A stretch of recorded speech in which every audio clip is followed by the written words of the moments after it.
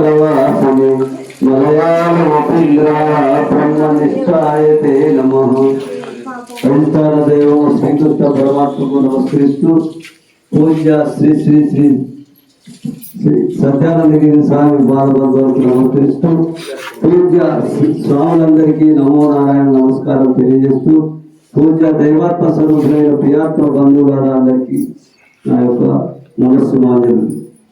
ఈరోజు ఆ యొక్క శ్రీ శ్రీ శ్రీ శ్రీ రామానందగిరి స్వామి యొక్క ఆరాధన జరుపుకోవడము, ఆయన గురించి మనం మరణం చేసుకోవడము, ఆయన జీవిత విశేషాన్ని ఏ విధంగా ఆయన బ్రహ్మచర్యం నుంచి గృహస్థం నుంచి వానప్రస్థం లేకుండానే డైరెక్ట్ సన్యాసం తీసుకోవడం జరిగింది.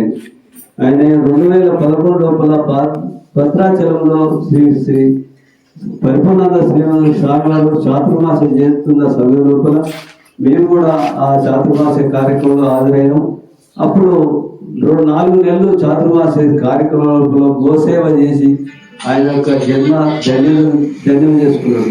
ఆ గోసేవకు మెచ్చి ఆ పరిపూర్ణానంద స్వామి నేను కూడా సన్యాసం తీసుకుంటా అని ఆయన ఆలోచన రావడం, ఈ యొక్క పోచంపాడు ఆశ్రమానికి వచ్చి నేను సన్యాసం ఇస్తామని స్వామి ఆశీర్వాదం ఇవ్వడం, ఈ పోచంపాడు ఆశ్రమం లోపల ఈ స్వామివారి యొక్క ఆధ్వర్యం లోపల మేమందరం కూడా అక్కడికి పోచంపాడుకు ఆ సన్యాస స్వీకారోత్సవానికి మేము పోవడం, అందులో పాల్గొనడం, శ్రీ దివంగత స్వామి చిన్మయానంద స్వామి కూడా మాత్రం తీసుకుపోవడం జరిగింది.